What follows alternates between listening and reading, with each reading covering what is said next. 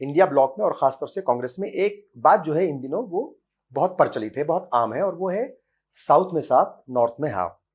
जहां साउथ में साफ की बात हो रही है उसी साउथ से कांग्रेस के प्रेसिडेंट आते हैं और उसी साउथ से कांग्रेस प्रेसिडेंट ऑफिस के जो इंचार्ज हैं डॉक्टर सैयद नासिर हुसैन साहब आते हैं, जो मेंबर पार्लियामेंट भी हैं। बड़े जिम्मेदारी से जो है वो लगातार अगर देखा जाए जो ऑफिस है कांग्रेस प्रेसिडेंट का उसको संभाल रहे हैं और सियासत में बहुत सरगर्म तरीके से आगे बढ़ रहे हैं। इस्तकबाल है आपका, कैसे हैं? बहुत बहुत शुक्रिया। मैं चीफ बड़ी सरगर्मी चल रही है इन दिनों, गर्मी भी है और सरगर्मी भी है। और ये जो बात हो रही है साहब साउथ में साफ नॉर्थ में हाफ, चूंकि अब तकरीबन तमाम फेज हो चुके हैं, क्या कुछ असेसमेंट है आपका? क्या वाकई ऐसा है या सिर्फ ये मतलब एक तरीके से चुनावी जुमला है? अगर आप स्टेट बाय स्टेट देखेंगे, रियलिस्टिकली देखेंगे, तो मुझे लगता है कि उनको 2 स्टेट में माइनर गेन्स हो सकते हैं।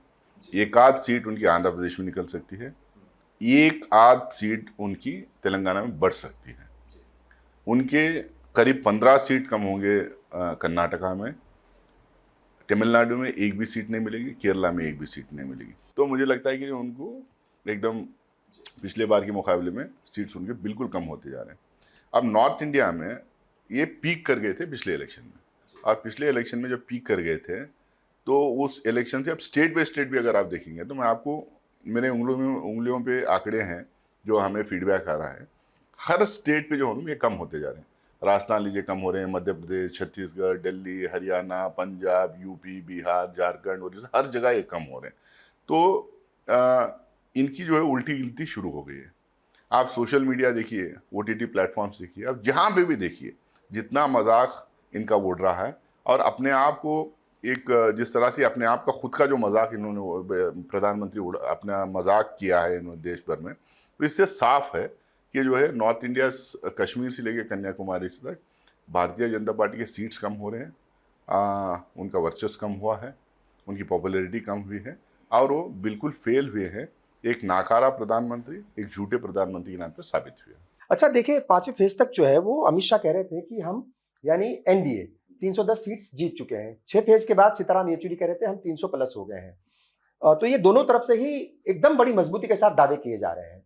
क्या असेसमेंट, वापस मेरा वही सवाल है, क्योंकि ये जो 5वें फेज तक ही एनडीए ने दावा कर दिया, 6 फेज के बाद जो है वो इंडिया ने दावा कर दिया कि हम लोग जो है हुकूमत बना रहे हैं, तो सच्चाई क्या है असल में? तो ये इनका नारा शुरुआत से क्या था, 400 पार। अब वो 400 पार का नारा खत्म हो गया है इनका बीच में। पहले फेज तक 400 पार का नारा लग रहा था। जैसा ही उनको पता चला, उनको फीडबैक आने लगा पहले फेज में कि उनको रिवर्सेस हो रहे हैं, लोग उनके साथ नहीं हैं, उनके सीट्स घट रहे हैं, उनका वोट घट रहा है, तो रियलाइज किए कि 400 पार का नारा उनको उल्टा पड़ रहा है। इसीलिए प्रधानमंत्री जो है 6ठे फेज आने तक 400 पार का नारा उन्होंने नहीं लगाया।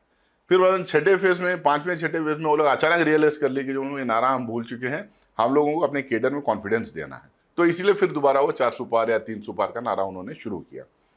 देखिए इनकी जो नारेबाजी थी, इनके जो स्लोगन्स थे, इनके ये बड़े क्लेम्स थे, और ये लोगों को जो वायदे करते थे, अब लोग को जैसे ही अपोजिशन पार्टीज और इंडिया पार्टीज याद दिलाने लगे कि 2014 में इन्होंने क्या वायदे किए थे, 2019 में क्या वायदे किए थे और कहाँ खड़े हुए, तो लोगों को पता चला, लोगों को लगने लगा कि इसमें कोई भी एक वायदा ऐसा नहीं है कि जिसके ऊपर ये खरा उतरे हैं या नहीं तो उसको फुलफिल किए हैं। तो लोग इनसे हटने लगे, और इनका जो अनडेमोक्रेटिक एटीट्यूड जो था, इनका जो तानाशाही रवैया जो इनका पिछले 5 साल 10 साल में देखने को मिला, जिस तरह से अपोजिशन पार्टी लीडर्स को ये पकड़ के अंदर डालना शुरू किए, अपने पार्टी में लेना शुरू किए, पार्टियां तोड़ना शुरू किए, सरकारें तोड़ना शुरू की, ये बात हम लोगों के बीच में हम लेके गए, और मुद्दा हम लोगों ने बनाया इस बार ये प्रजाप्रभुत्व व्यवस्था, जो हमारे जमहूरियत के ऊपर जो अटैक है, संविधान के ऊपर जो अटैक है, और हमारे हुकूक के ऊपर जो अटैक है, ये जो मुद्दा हम लोगों ने बनाया है, ये मुद्दा जो है ग्राउंड पे रेजोनेट किया है। इसीलिए हम लोग को लग रहा है, और हमारा जो फीडबैक है, चाहे वो सीताराम येचुरी साहब बोल रहे हो या खरगे साहब बोल रहे हैं या राहुल जी बोल रहे हो, हमारा जो फीडबैक ग्राउंड से आ रहा है, हमारे पार्टी के लीडर्स और केडर से जो आ रहा है, हमारे जो हम लोग इन हाउस टीम्स जो लगा रखे हैं, उसके जो सर्वे के मुताबिक एकदम हम लोग यकीन से मैं कह सकता हूँ कि 4 तारीख को जब नतीजे आएंगे तो इंडिया गठबंधन की सरकार बनती हुई दिखाई देगी। बहुत सारी बातें आपने कही हैं, और आइन को लेकर के साहब लगातार सवाल उठे हैं, और शुरुआत हुई वो इंडिया ब्लॉक की तरफ से, राहुल गांधी की तरफ से, खड़गे साहब की तरफ से। और खड़गे साहब ने राजस्थान में भी कहा था कि मेरी जान भी चली जाए तो मैं जो आइन है, जो संविधान है, उसके ऊपर आंच नहीं आने दूंगा। उधर प्राइम मिनिस्टर लगातार कह रहे हैं कि अगर बाबा साहब भी आ गए तो तब भी इसमें कोई तब्दीली नहीं होगी। कंफ्यूजन है साहब। कांग्रेस दावे कर रही है लगातार, राहुल गांधी जो है वो चुनाव आयोग के नोटिस के बाद भी उस कॉपी को दिखा रहे हैं, मतलब जो संविधान की किताब है उसको लोगों के बीच ले जा रहे हैं, कह रहे हैं कि इसको बदल दिया जाएगा। पीएम कह रहे हैं कि नहीं बदला जाएगा। तो सच्चाई क्या है? चूंकि लोग थोड़ा सा समझना चाहते हैं कि कांग्रेस के पास कहां से इनपुट्स हैं कि वाकई बदल देंगे अगर 400 पार आ गए तो। ये सिर्फ इलेक्शन के टाइम पे हम लोग ये बात नहीं बोले।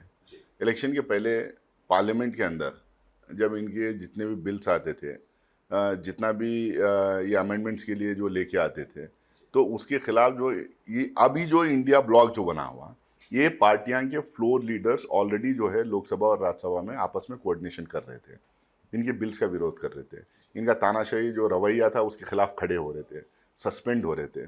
आप किसान के काले कानून देख लीजिए, उसमें 8 सांसद सस्पेंड हुए थे अपोजिशन के, मैं भी सस्पेंड हुआ था उसमें। लेबर कोर्ट्स जो आए थे उसके ऊपर, तो कई जो मुद्दे थे जिसके ऊपर हम लोग ऑलरेडी एकजुट हुए थे, और वहाँ पे हम लोग जो है डेमोक्रेसी, कॉन्स्टिट्यूशन, ये सब मुद्दा हम लोगों ने बनाया था। अब कॉन्स्टिट्यूशन बदलने की बात है, और कॉन्स्टिट्यूशन बदलेंगे तो इसका नुकसान किसको होगा, किन तबकों को होगा, क्या उसमें ये बदलेंगे, ये डिबेट एक अलग डिबेट है। आपका जो सवाल है सीधा सीधा कि कॉन्स्टिट्यूशन बदलेंगे, ये किस आधार पे हम कह रहे हैं। मोहन भागवत ने कहा है कि हम रिजर्वेशन बदल देंगे। अनंत कुमार हेगड़े जो इनका एमपी है कर्नाटक से और आरएसएस का बंदा है, उसने कहा है कि हम 400 सीट हमें देंगे, कॉन्स्टिट्यूशन बदल देंगे। टिकट काट दिया। राजस्थान के जो एमएलए जो एमपी जो कंटेस्ट कर रहे थे उन्होंने कहा है। कई राजा भैया इसके पहले जो उसके आरएसएस के चीफ थे उन्होंने कहा है भाई आरएसएस का ये फ्रंट है बीजेपी। अयोध्या के एमपी अयोध्या के एमपी कई लोगों ने कहा है इनके पास में, छोटे मोटे बड़े कैंपेन है। हाँ, वो एकदम वो खुले आम कह रहे हैं भाई देखिए आपको सरकार बनाने के लिए कितने सीट चाहिए, 272 सीट चाहिए। आप 400 पार की क्यों बात कर रहे हैं? क्योंकि आपको पता है 407 सीट चाहिए कॉन्स्टिट्यूशन को बदलने के लिए। उतना नंबर वो इसलिए बार बार मांग रही है, वो खुले आम कह रहे हैं भाई हम लोगों ने, आप 300 पार हम लोगों को किया था, हम लोगों ने ये किए, आप 400 पार हम लोग को करवा दीजिए, हम कॉन्स्टिट्यूशन बदल देंगे। अभी हेमंत बिस्वा शर्मा ये पिछले चरण के टाइम पे उन्होंने क्या बोला, 300 पार आपने किया, हम लोगों ने अयोध्या मंदिर बनाए, 400 पार आप कर दीजिए, हम 2 मस्जिद काशी और मथुरा हम मस्जिदें गिरा के बनाएंगे, उनका ये स्टेटमेंट। और कमाल की बात यह है कि वो चीफ मिनिस्टर हैं और एक कॉन्स्टिट्यूशनल पोस्ट है, और मतलब बाकायदा जो है ओथ ली है, उसके बाद ऐसी बातें कर रहे हैं। तो और देखिए ये अभी आप जर्नलिस्ट हैं, आप लोगों को जिस तरह से दबाया कुचला जा रहा है, जिस तरह से आपको सच बोलने नहीं दिया जा रहा, जिस तरह के आपके चैनलों पे कंट्रोल किया जा रहा है, जिस तरह से उनके पूंजीपति दोस्त जो है चैनल्स खरीद ले रहे हैं, तो जिस तरह आपकी ज़बान बंद कर रहे हैं, जो किसी भी एक डेमोक्रेटिक सेटअप में ये पिलर जो मीडिया एक जो सबसे बड़ा पिलर होता है, उसकी सख्त ज़रूरत जो होती है कॉन्स्टिट्यूशन को जिंदा रखने के लिए और डेमोक्रेसी को जिंदा रखने, उसका ही जब गला घोट रहे हैं, तो आप बताइए कि ये कॉन्स्टिट्यूशन में क्या क्या वो प्रोविजंस खत्म करेंगे जिससे जो है ये आम आदमी को फ़ायदा पहुंचे, या और यानी वंचित वर्ग जो है, जो डाउन ट्रोडन लोग जो हैं, यानी वीकर सेक्शंस हैं, उनके हुकूक किस तरह से छीनेंगे, आप समझ। पर वो तो ठीक है साहब, एक तरफ तो आप ये कह रहे हैं कि वो मीडिया का गला घोट रहे हैं, दूसरी तरफ राहुल गांधी जो है वो लगातार मीडिया को और कुछ एंकर्स को वो चमचा चमची कह रहे हैं। बिल्कुल और बिल्कुल 80 से ज्यादा इंटरव्यू प्राइम मिनिस्टर दे चुके हैं और राहुल गांधी ने एक भी इंटरव्यू नहीं दिया। देखिए मैं आपको ये बताऊं, मैं इसके पहले आपको बता रहा था किस तरह से जो हम कई सियासतदानों को इन्होंने डरा धमका के अपने पार्टी में लिया, पार्टियों को तोड़ा, सरकारों को तोड़ा, लेकिन ये हर कोई सियासतदान को, हर कोई एमएलए एमपी को ये डरा रहे हैं, लेकिन हर कोई भागा नहीं, हर कोई उनका लाइन टो नहीं किया। मीडिया में भी बहुत सारे ऐसे लोग हैं जो उनकी लाइन टो नहीं कर रहे। देखिए इनके जो पूंजीपति दोस्तों ने जो चैनल्स खरीदा उसमें लोग काम कर रहे हैं, उसमें बहुत सारे जर्नलिस्ट हैं, लेकिन उनकी लाइन टो नहीं कर रहे हैं। बहुत सारे लोग जो है एनडीटीवी छोड़ के चले गए जब वो एनडीटीवी किसी एक कॉर्पोरेट से खरीदा गया। दूसरे चैनल्स में जब चैनल्स की लाइन टो करने से वो इनकार किए, उनको निकाला गया। They chose to leave the organisation, they chose to leave the channel, but they didn't chose to tow the line. तो हम लोगों को वैसे जो जर्नलिस्ट हैं उनको सराहना है। हम वो लोग जो हैं जो चुप्पी साधते हैं और उनका लाइन जो टो करते हैं, जाहिर सी बात है हम बोलेंगे, क्योंकि जो है हिंदुस्तान की पॉलिटी डिवाइडेड है, हिंदुस्तान की सोसाइटी डिवाइडेड है। अब वो लोग हैं जो तानाशाह का साथ देना चाहते हैं अपने मजबूरियों की वजह से या डर की वजह से, वो लोग हैं जो तानाशाह के खिलाफ खड़े होकर उससे लड़ना चाहते हैं और अपनी डेमोक्रेसी और कॉन्स्टिट्यूशन को बचाना चाहते हैं। राहुल गांधी उन लोगों की टिप्पणी करते हैं, उन जर्नलिस्टों की टिप्पणी करते हैं जो उनका लाइन टो करते हैं और आइडियोलॉजिकली उनका साथ देते हैं और डेमोक्रेसी और संविधान को खतरे में डालने की जो पार्टी कोशिश कर रहे हैं उनके साथ जो खड़े होते हैं उनकी टिप्पणी करते हैं, उनकी नहीं जो उनके खिलाफ खड़े होते हैं। सच को सच दिखाइए, आपका काम है। 19 अप्रैल तक, पहले फेज तक सब कुछ ठीक चल रहा था। आपने कहा कि प्राइम मिनिस्टर घबरा गए हैं या बीजेपी घबरा गई, उनको पता है कि जमीनी हकीकत कुछ और है। हिंदू मुस्लिम पर जो आए 21 तारीख के बाद राजस्थान से, आपको क्या लगता है कि एक प्रेशर था? चूंकि बीजेपी के लोगों से जब बात होती है तो वो इस बात को मानते हैं कि राहुल गांधी, खड़गे जी और बाकी जो बड़े लीडर्स हैं पार्टी के, संविधान का जो उन्होंने इशू उठाया वो आखिरी आदमी तक पहुंचा और शायद उसकी काट के लिए ही फिर वो मुस्लिम रिजर्वेशन, हिंदू मुस्लिम और तमाम तरीके की बातें, मुजरा, कब्रिस्तान, ना जाने क्या क्या आ गया। देखिए, कल मनमोहन सिंह जी का एक स्टेटमेंट था। मनमोहन सिंह जी, उनकी तबीयत ठीक नहीं है, बार बार हॉस्पिटलाइज हो रहे हैं। वैसे एक शख्स, अगर उनको ये फील हो रहा है कि एक प्रधानमंत्री अपनी ऑफिस की डिग्निटी को लोअर कर रहा है, अपनी एक प्रधानमंत्री को गरिमा को ख़त्म कर रहा है, इतने नीचे लेवल पे गिर के जो हम लोग एक पॉलिटिकल डिस्कोर्स को गिरा रहा है, तो उनको जब लगा तो उनको ऐसे उनकी स्थिति में उनके हालात नहीं है लिखने की, उन्होंने जो हम लोग कल एक स्टेटमेंट इशू किया है। नंबर 1, ये देश का हर बंदा रियलाइज कर रहा है कि ये पहले चरण के बाद हिंदू मुस्लिम क्यों इतना प्रोमिनेंटली दिखाई दिया। पहले वो भी जो हम लोग वो बोलना चाह रहे थे कि हमने ये काम किया, हमने वो काम कर दिया, देखो हमने जो वायदे किया था वो पूरा किया, ये सभी। आखिर क्या ऐसी बात होगी पहले चरण के बाद, दूसरे चरण के बाद? इन्होंने हिंदू मुस्लिम, मटन, मंगलसूत्र, मदरसा, भैंसें और फ्लैटें छीन के मुसलमान को देने की बातें कहाँ से आ गई? इतना ब्रेजनली एक प्रधानमंत्री अपने समाज, देश के समाज को डिवाइड करने की जब कोशिश करता है तो वो देशद्रोही का काम कर रहा है। वो जो है ना देश को बांटने का काम कर रहा है। देश को जो बांटता है, अपने ही लोगों के आपस में झगड़ा करवाता है, हेट्रेड फैलाता है, जो हम देश के खिलाफ काम कर रहा है। इस आदमी जो हम इस इलेक्शन में वो अपना मानसिक संतुलन खो चुका है। वो गांधी के बारे में कहता है कि गांधी को दुनिया में नहीं जानते थे जब तक पिक्चर, उनकी फिल्म नहीं बनी। अरे भाई, Nelson Mandela, Martin Luther king, आप दुनिया के उस टाइम के सबसे बड़े जो लीडर्स थे, रेवोल्यूशनरीज थे, वो लोग जो है गांधी को अपना लीडर मानते थे। अब ये अपने आप को गांधी की तुलना की करना शुरू कर दें। पहले चरण में ये थे सेवक, दूसरे चरण में ये बन गए चौकीदार, अब ये बन गए भगवान के अवतार। वो कहने कि मैं बायोलॉजिकल ही नहीं हूँ और मुझे भेजा है। कंफ्यूज्ड आदमी है, उनको समझ में नहीं आ रहा है कौन से पिच पे खेलना है। पिछले 3 इलेक्शन में मुझे लगता है कि इंडिया ब्लॉक या opposition parties led by Congress party जो है अपने पिच पे उनको खिला रही है। हमने जो नैरेटिव सेट किया है, democracy, constitution, autonomous institution, unemployment, poverty, Chinese aggression, ये सब हम लोगों ने जो नैरेटिव सेट किया है उस पिच पे वो खेल नहीं पा रहे। जो आप बार बार पूछ रहे हैं कि हम संविधान नहीं बदलेंगे, ये तो हम लोगों ने स्टार्ट किया था, तो अब वो कह रहे हैं, अब उनको सफाई देना पड़ रहा है कि वो कैसा नहीं संविधान बदलेंगे करके, तो वो पिच पे खेल नहीं पा रहे, इसीलिए अनप शनप बकरे हैं। फ्रस्ट्रेशन इतना उनमें आ गया है।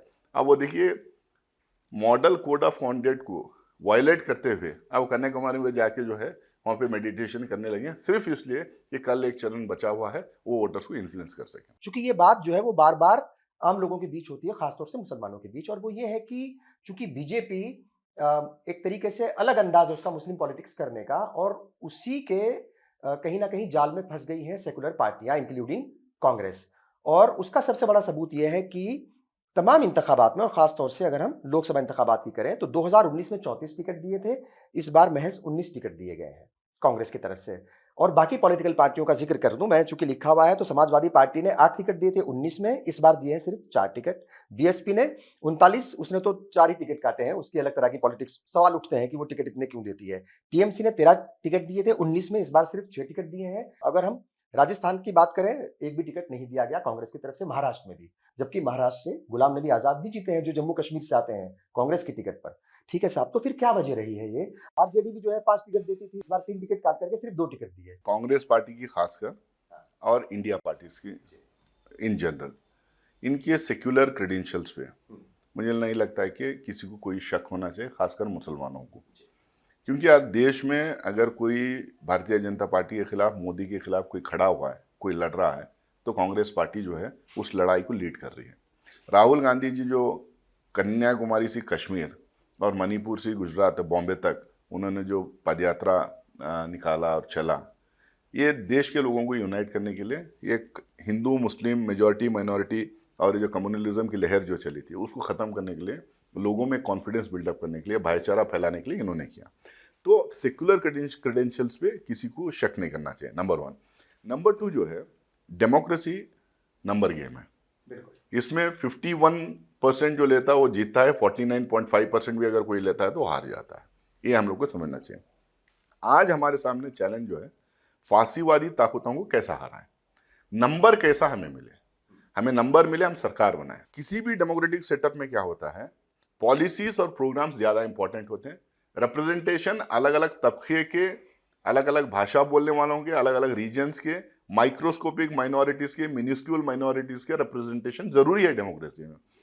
बट अलग अलग फोरम्स हैं जहाँ पे इलेक्शंस की ज़रूरत नहीं होती है, जहाँ पे उनको नॉमिनेट करवाया जा सकता है, इनडायरेक्ट इलेक्शन के थ्रू भी लाया जा सकता है। आज जब फिज़ा बदली हुई है, हेट्रेड हवा में है, नफरत हवा में है और सोसाइटी कंप्लीटली डिवाइडेड लग रही है, ऐसे टाइम पे आपको हर उस हथकंडे को अपनाना पड़ेगा, अपने टैक्टिक्स को इस्तेमाल करना पड़ेगा, जीत के पहले सरकार में आना पड़ेगा, फिजा ये जो बनी हुई है इसको ख़त्म करना पड़ेगा, फिर वापस जो है जिस तरह से पहला गंगा जमुनी तहजीब जो थी उसको वापस जो है इस्टेब्लिश करने की कोशिश करना पड़ेगा। जैसे ही वो फिर वापस हमारे जो अच्छे दिन, इनके अच्छे दिन, हमारे अच्छे दिन जो थे, वापस उन दिने वो दिनों जब लौट के आएंगे तो उसके बाद जो हम ऑटोमेटिकली मुसलमान भी जीत के आने लगेंगे, क्रिश्चियंस भी जीत के। लॉन्ग प्रोसेस नहीं लग रहा है आपको नहीं लगता कि जाल में फंस गई है कांग्रेस और सेकुलर पार्टियां बीजेपी के? देखिए मैं बहुत सारे लेवल पे मैं इन्वॉल्व रहता हूँ। मैं बहुत क्लोजली पॉलिटिक्स को वॉच करता हूँ, 24/7 पॉलिटिक्स करता हूँ। मेरी पढ़ाई भी पूरी जो है पॉलिटिकल साइंस में ही है। हाँ, JNU से PhD किया हूँ। मैं आपको बताऊँ कि जो मैं भी माइनॉरिटीज कॉज के लिए जो है ना बहुत वाइसोफेरसली और बहुत अग्रेसिवली लड़ने वाला आदमी हूँ, लेकिन मैं कन्विंस्ड हूँ कि जो है टैक्टिक्स इंपॉर्टेंट है। कभी कभी जो हम आपको नहीं, हाँ, मसलियत से काम लेना है। कभी कभी जब जरूरत पड़ी तो वो जो पॉलिसी है ना, 1 step backward and 2 step forward, एक कदम पीछे हटो और जैसी हवा और फिजा और क्या बोले माहौल बदले, आप 2 कदम आगे बढ़ो।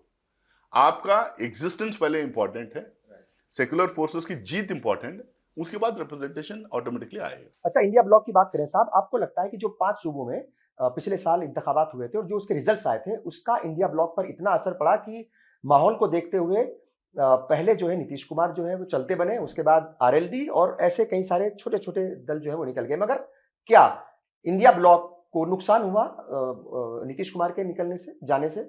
और ममता बनर्जी जो है वो भी एक तरीके से नहीं है। अभी वो कल कह रही थी कि मतलब बाहर से समर्थन देंगे, और अब ये भी है कि जो इंडिया ब्लॉक की मीटिंग हो रही है दिल्ली में उसमें भी वो नहीं आ रही है, तो बहुत सारे सवाल उठ रहे हैं। और क्या अधीर रंजन का उसमें रोल है? ये पूरा जो प्रोसेस था पार्लियामेंट के अंदर, कांग्रेस का विप होने के नाते से ये पूरा कोऑर्डिनेशन का काम मैं देखा करता था। इंडिया अलायंस में भी लार्जली जो लोग कोऑर्डिनेशन का काम मैं देखा करता था। अभी भी परसों की मीटिंग के लिए भी कोऑर्डिनेशन कर रहा हूँ। मैंने बहुत करीबी से देखा जिस तरह से मल्लिकार्जुन खड़गे साहब, राहुल गांधी जी, सोनिया गांधी जी, ये लोगों ने जो है आउट ऑफ द वे जाके पार्टियों को और लीडरों को अपनाने की कोशिश की, हाथ बढ़े, एम्ब्रेस किए, उनको हक किए, सबको साथ में लेने की कोशिश की। 26-28 पार्टीज को एक प्लेटफॉर्म पर लाना कोई मजाक नहीं, बड़ी मेहनत करके एक पार्टी को लाए। अब इसमें जो है ये सारे पार्टीज अलग अलग पार्टीज हैं। ब्रॉडली ये सारे पार्टीज ये मान रहे थे कि एक अनडेमोक्रेटिक गवर्नमेंट है, एक डिक्टेटोरियल एटीट्यूड का आदमी प्राइम मिनिस्टर बन के बैठा हुआ है, ये देश के लिए ठीक नहीं। अगर ऐसे ही उनको कंटिन्यू करने का मौका दिया गया, संविधान भी बदलेंगे और जो हमारे आज़ादी के आंदोलन के जो नेता लोग जो ख्वाब देखे थे उसको ख़त्म कर देंगे। तो ब्रॉडली इन चीज़ों पे एक हुए हम लोग। अब उसमें कई लोग कि अपने एस्पिरेशंस भी रहते हैं, कोई बड़ा लीडर बनना चाहता है, कोई बड़ा केक खाना चाहता है, कोई PM बनना चाहता है, बहुत सारी चीज़ें इसमें होती हैं। नंबर 1। नंबर 2, एक चीज़ हम लोग को भूलना नहीं चाहिए, हम लोग एक तरफ ये कोशिश कर रहे हैं दूसरी तरफ एक बड़ी कोशिश हो रही थी, जो 400 पार जो करवाने के ख्वाब जो देख रहे थे, वो लोग क्या कर रहे थे, जितने लोगों के खिलाफ आरोप लगा रहे थे कांग्रेस पार्टी में और अपोजिशन पार्टी में, उनको डरा धमका कर, उनके खिलाफ फाइल्स खोल के, ईडी, आईटी और सीबीआई का इस्तेमाल करके उनको डरा धमका के अपनी पार्टी में ले रहे थे। महाराष्ट्र में 2 बड़े पार्टियों को तोड़कर, स्प्लिट कर कर, वो डरा धमका के ही स्प्लिट किया गया करके, फिर जो उन्होंने अपने साथ लेके वहां पे सरकार बदली। कई जगह इन्होंने सरकारें तोड़े हैं।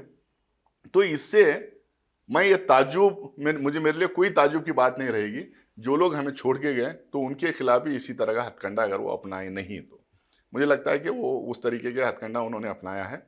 कुछ लोग छोड़ के गए, but what is more important is Nitish Kumar ji वहाँ बिहार में छोड़ के गए, उनके जाने के बाद में मुझे नहीं लगता है कि उनकी कोई पॉपुलैरिटी बची। उनके पॉलिटिकल कैरियर का ऑल टाइम लो क्रेडिबिलिटी आज उनकी चल रही है। और इधर जो आरएलडी जो छोड़ के गए, उनके अपने मजबूरियां थे। अब मैं वो किसको भारत रत्न दिए, क्यों दिए, क्या दिए, वो सब मैं उस डिटेल्स में नहीं जाऊंगा। मैं इतना ही कहना चाहता हूँ, कुछ लोग छोड़ के गए, कुछ लोग नए आए। आज इंडिया गठबंधन बहुत ही बढ़िया तरीके से, उम्दा तरीके से इलेक्शन लड़ा है, नैरेटिव सेटअप किया है और 4 तारीख को सरकार बनाने जा रहा है। ममता बनर्जी का क्या रोल रहने वाला है? ममता बनर्जी ने ओपनली खुल के कहा है कि वेस्ट बंगाल में हमारा एक हिसाब से अलायंस बन नहीं पाया था, क्योंकि वो डोमिनेंट पार्टी थी। उनको लग रहा था कि वो अकेले भाजपा को हराएंगे। अभी कुछ दिन पहले उन्होंने साफ कहा है कि इंडिया गठबंधन की सरकार बनने जा रही है, हम इंडिया गठबंधन का हिस्सा भी हैं और सपोर्ट भी करेंगे। और अगले दिन उन्होंने कहा हम गवर्नमेंट का हिस्सा भी रहेंगे। अब इससे ज्यादा क्लैरिटी क्या चाहिए? सेकुलरिज्म के ऊपर बार बार बात होती है और वो ये होता है कि क्या वक्त के साथ सेकुलरिज्म के मायने बदल गए? जैसे आपने कहा कि मैं कन्विंस्ड हूँ, टिकट कम दिए गए, कोई बात नहीं, बाद में जो है वो आहिस्ता आहिस्ता प्रोसेस के तहत वापस लेकर के आ जाएंगे। देश सेकुलर रहेगा, कम्युनल रहेगा, किस हद तक सेकुलर रहेगा, इसका जो हम डायरेक्शन गवर्नमेंट करती है और इसका डायरेक्शन पॉलिटिकल पार्टीज करते हैं। मैं मानता हूं कि जो पॉलिटिकल पार्टीज जो नैरेटिव सेट करते हैं वो नीचे के लेवल तक भी परकुलेट होता है। और हर देश में, मैं यहीं की नहीं बात करता हूँ, बहुत सारे बड़े बड़े देश, डेवलप्ड कंट्रीज में भी ये चैलेंजेस बार बार आते रहते हैं, क्योंकि जहाँ मेजॉरिटी और माइनॉरिटी रहती है और डेमोक्रेसी में नंबर गेम है, कोशिश करते हैं कि मेजॉरिटी को अपीस करना। ये जो बार बार नरेंद्र मोदी जी और भारतीय जनता पार्टी बोलती है कि माइनॉरिटी को अपीस करेंगे, भैया माइनॉरिटी को अपीस करेंगे तो कितना % वोट मिलेगा? 15% वोट मिलेगा। मेजॉरिटी को अपीस करें कितना पड़ेगा? 85% में वो लोग खेलेंगे, 40% मिल जाएगा, 30% मिल जाएगा।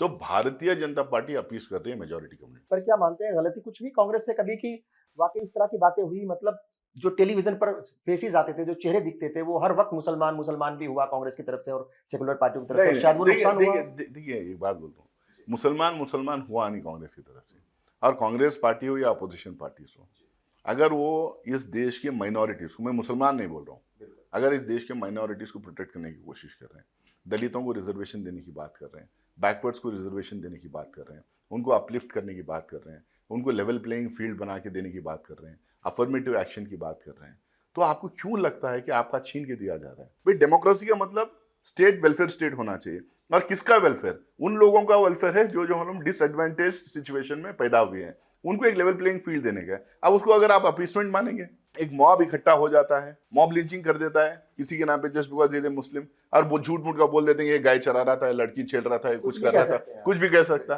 तो जब कांग्रेस पार्टी ना बोले उसके बारे में, बिल्कुल ठीक है, बोलना पड़ेगा। हाँ, अगर आप मस्जिद गिरा रहे हैं, किसी की जाके मस्जिद गिरा रहे हैं, कांग्रेस पार्टी स्टैंड ना लें उसके ऊपर। भाई कांग्रेस पार्टी जब कोई ब्राह्मण के खिलाफ भी कोई अत्याचार होता है तो बोलती है, दलित के खिलाफ भी होता है तो बोलता है, ट्राइबल के खिलाफ भी होता है तो बोलती है, महिला के खिलाफ भी होता है तो बोलती है, किसान के खिलाफ भी होता है तो बोलती है। आप सिर्फ मुसलमान के खिलाफ कुछ होता है तो जब बोलते हैं तो क्यों उसको उठा के दिखाते हैं? आप एक तरफ कहते हैं कांग्रेस पार्टी जो है इनफ सेक्युलर नहीं है, कांग्रेस पार्टी बोलती नहीं है, दूसरी तरफ भारतीय जनता पार्टी आरोप लगाती है कि खाली मुसलमान करती है। या तो भारतीय जनता पार्टी जो बोल रही है वो सही है, नहीं तो आप जो बोल रहे हैं कि हम बात नहीं करते तो वो सही है। तो आप तय कीजिए क्या सही है। 5 न्याय 25 गारंटी जो है आपका घोषणा पत्र, उसके ऊपर भी सवाल उठा रही है। उसको जो है वो मुस्लिम लीग का घोषणा पत्र बता दिया, जबकि मेरा ख्याल कि उसके अंदर कहीं मुस्लिम लफ्ज नहीं है, माइनॉरिटी लफ्ज का इस्तेमाल किया गया है। प्रधानमंत्री का मैं शुक्रिया अदा इसलिए करना चाहता हूँ, ये 75 साल में पहली बार जो है मैनिफेस्टो, किसी भी पार्टी का मैनिफेस्टो लोग जो हम खोज के पढ़ाई किए, खोज के देखे। इसके पहले कोई मैनिफेस्टो नहीं पढ़ता था। मैनिफेस्टो के 2-4 जो साइलेंट फीचर्स रहते थे उसको हाईलाइट किया जाता था, स्लोगन्स के ऊपर चुनाव लड़ा जाता था। थैंक्स टू नरेंद्र मोदी जी कि कांग्रेस का जो हलो मैं बाद में चेक करने की कोशिश किया वेबसाइट पे और ऑनलाइन जो है सबसे ज़्यादा जो सर्च्ड इलेक्शन के टाइम पे जो सर्च्ड आइटम था वो कांग्रेस का मैनिफेस्टो था और उससे हमें बड़ा फायदा हुआ है, उससे वोट मिल रहा है हमें क्योंकि हमारा प्रोग्रेसिव मैनिफेस्टो है। एक चीज और है साहब कि कांग्रेस की एक जो इमेज बना दी गई है और न जाने क्या वजह है उसकी, शायद कांग्रेस के कुछ लीडर्स भी होंगे, वो ये है कि एंटी हिंदू एंटी सनातन। एक हिंदू एंटी हिंदू कैसा हो सकता है, एक मुसलमान एंटी मुसलमान कैसा हो सकता है? हमारे पार्टी के सारे जो लीडर्स हैं उसमें 90% तो हिंदू ही हैं। अब वो हिंदू एंटी हिंदू कैसा हो सकते हैं?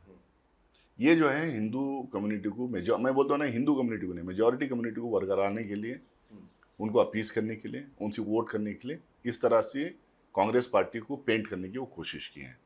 अगर आप एक मुसलमान को, मैं जैसा बताया, एक मुसलमान का मॉब लिंचिंग होता है, अगर कांग्रेस पार्टी बोलती है कि भाई ये गलत बात हुई है, इसमें कार्रवाई होना चाहिए, इसमें अरेस्ट होना चाहिए, इसमें सज़ा होना चाहिए, ठीक है, तो ये एंटी हिंदू कैसा हो गया? आपको नहीं लगता कि आपके बहुत सारे लीडर्स जो पार्टी छोड़ करके चले गए, गौरव वल्लभ हो, राधिका खेरा हो या फिर आचार्य प्रमोद कृष्णम, उनकी आचार्य प्रमोद कृष्णम के कुछ बयानों को प्राइम मिनिस्टर ने कोट किया बाकायदा, रैलीज में भी और इंटरव्यूज में भी। तो आपके ही पार्टी के जो लीडर थे वो इस नाम पर छोड़ के गए कि आप एंटी राम हैं और एंटी हिंदू, इसलिए हम पार्टी छोड़ रहे हैं। ये लोगों को वाकई में लगता है कि कांग्रेस पार्टी एंटी राम है। अगर इनको वाकई में लगता है कि कांग्रेस पार्टी ने जो स्टैंड ली राम मंदिर के इनॉग्रेशन के टाइम पे, प्रतिष्ठान क्या वो किए थे उस टाइम पे, अगर ये जो कांग्रेस पार्टी ने स्टैंड लिया वाकई में इनको लगता है तो उसी दिन छोड़ देते, इतने दिन इंतज़ार नहीं करते। गौरव वल्लभ हो, प्रमोद कृष्णन हो, राधिका खेरा और बहुत सारे जो स्पोक्स पर्सन छोड़ के गए हैं, ये कांग्रेस पार्टी को डिफेंड कर रहे थे। अगर इनको वाकई में लगता है एंटी हिंदू थे तो पहले दिन छोड़ देते, फर्स्ट वीक में जब स्पोक्स पर्सन बनाए जब ही छोड़ देते। ये लंबे अरसे तक थे, इनको कांग्रेस की टिकट मिली जब कांग्रेस एंटी हिंदू नहीं थी, दो टाइम टिकट मिली जब इनको कांग्रेस एंटी हिंदू नहीं थी। इनको जब CWC में नहीं लिया जाता है, जब इनको राज्यसभा में नहीं भेजा जाता है, जब इनको लोकसभा की टिकट नहीं मिलती है तो anti Hindu Congress party anti Hindu हो जाती है। तो मैं और डिटेल में मैं जाना नहीं चाहूँगा, एक आदमी के डिटेल में मैं जाना नहीं चाहूँगा। मैं इतना ही कहूँगा जो है ये कन्वीनियंटली कांग्रेस को पेंट करना, यहाँ से निकल के जाके फायदा उठाने। देखिए यहाँ से जब निकल के जाते हैं ना, ये अपने मन से नहीं बोलते हैं, जिस पार्टी में जानते हैं उस पार्टी का जो स्क्रिप्ट दिया गया था वो उनको बोलना पड़ता, और स्क्रिप्ट एक जैसा होता है। जितने छोड़ के जाते हैं वो एक ही बात बोलते हैं, एक ही टाइप का स्क्रिप्ट उनको दिया जाता है, वही बोलते हैं, वो भारतीय जनता पार्टी से दिया जाता है। आखिरी के 3 सवाल। प्राइम मिनिस्टर ने कहा कि 4 जून के बाद अगले 6 महीने में हिंदुस्तान में सियासी भूचाल आने वाला है, राजनीतिक भूचाल आने वाला है। नरेंद्र मोदी जी जो है अब उनको पता लग गया है कि वो हार रहे हैं, उनकी सीट्स कम हो रहे हैं। अब पिछले चरण में 55 सीट थे, कल जो चुनाव होने जा रहा है उसमें 57 सीट्स हैं 8 स्टेट्स में। आखिरी वोटर तक वो अपील करने की कोशिश करते हैं, कंफ्यूज करने की कोशिश करते हैं, उनको इंसाइट करने की कोशिश करते हैं, प्रोवोक करने की कोशिश करते हैं। वो वही जो है कॉन्फिडेंस बिल्ड करने की कोशिश कर रहे हैं कि मैं ही प्रधानमंत्री बन रहा हूँ, हमारी पार्टी जीतने जा रही है। ये 100 दिन का एजेंडा है, कोई 100 दिन का एजेंडा सेट कर रहा है, कोई 6 महीने का एजेंडा सेट कर रहा है। मैं तो यही कहूँगा 6 महीने में भौचाल नहीं आएगा, 4 तारीख को भौचाल आएगा, और भौचाल ये रहेगा कि सरकार बदलेगी और इंडिया गठबंधन का प्रधानमंत्री होगा। भारत जोड़ो यात्रा और भारत जोड़ो न्याय यात्रा का असर आम इंतखाबात में क्या देखने को मिला? देखिए 200% इसका असर देखने को मिल रहा है। जो नफ़रत इन्होंने फैलाई थी वो नफ़रत कम हुई। देखिए जब भी नफ़रत फैलाई जाएगी, जब नफ़रत रहेगा, जब लोगों में डिवीज़न रहेगा, जो लोगों में पोलराइजेशन रहेगा, धर्म के नाम पे, जात के नाम पे वोट पूछा जाएगा, तो भारतीय जनता पार्टी को फ़ायदा होगा। जब वो डिवीज़न कम होते हुए नज़र आएगा, पोलराइजेशन कम होते हुए नज़र आएगा, गंगा जमुनी तहजीब को वापस इस्टेब्लिश करने की बात होगी, भाईचारा की बात होगी, मोहब्बत की बात होगी, प्यार की बात होगी, एक दूसरे को साथ में मिलकर चलने की बात होगी, वैसा जब माहौल बनते जाता है तो ऑटोमेटिकली कांग्रेस को, कांग्रेस जैसे पार्टियों को फ़ायदा होते जाएगा। ये भारत जोड़ो यात्रा, देखिए आप दुनिया भर में आप देख लीजिए, साउथ अमेरिकन कंट्रीज में लॉन्ग मार्चेस किए गए, पाकिस्तान में इमरान खान लॉन्ग मार्च किए थे, कई कंट्रीज में जो पद यात्रा लॉन्ग मार्चेस की गई थी। राजशेखर रेड्डी साहब आंध्र प्रदेश में पद यात्रा किए थे। कर्नाटका में, हमारी स्टेट में, बेंगलुरु से मेरे डिस्ट्रिक्ट बल्लारी तक जो है 350 किलोमीटर का जो है पद यात्रा हम लोगों ने किया। ये जब लॉन्ग मार्चेस किए हैं, जब पद यात्रा किए हैं, जब लोगों के बीच में जाके अवेयरनेस क्रिएट करने का कोशिश की है, हम सत्ता में वो पार्टियां वापस आए। अब ये दुनिया भर का एक्सपेरिमेंट है, भारत जोड़ो यात्रा का ज़बरदस्त असर है, वो हमें फ़ायदा पहुंचा रहा है। और जब हम 4 तारीख को जीतेंगे, एक बड़ा फैक्टर हमारी जीत का भारत जोड़ो यात्रा। 4 तारीख को रिजल्ट आ जाएंगे। 4 तारीख को अगर फेवर में रिजल्ट आए इंडिया ब्लॉक के कांग्रेस के, प्राइम मिनिस्टर कौन होंगे, मल्लिकार्जुन खड़गे साहब या राहुल गांधी जी? देख, कल ये सवाल आया था और मल्लिकार्जुन खड़गे साहब ने खुद कहा कि हमारी डेमोक्रेटिक पार्टी है, हमारी इतने पार्टीज की अलायंस गठबंधन है। एक तो पहले अलायंस के साथ बैठेंगे, कौन सी पार्टी का कौन प्रधानमंत्री, वो सब उसमें बातचीत होगा, कॉमन मिनिमम प्रोग्राम तय किया जाएगा। हमारी पार्टी में हाई कमांड है, हाई कमांड में तो एक आदमी नहीं होता, हाई कमांड में तो कई लोग होते हैं। सोनिया गांधी जी फॉर्मर प्रेसिडेंट है, सीपीपी की चेयरपर्सन है, राहुल गांधी जी फॉर्मर प्रेसिडेंट हैं, और बहुत सीनियर लीडर हैं, सब बैठ के आपस में तय करेंगे। उन्होंने एक बड़ी अच्छी बात कल बताई कि यूपीए 2004 में जब जीत के आए, जब भी यही बात हो रही थी कि प्रधानमंत्री कौन होंगे। हालांकि कांग्रेस पार्टी ने सोनिया गांधी जी को प्रधानमंत्री बनने के लिए ऑथराइज कर दी थी।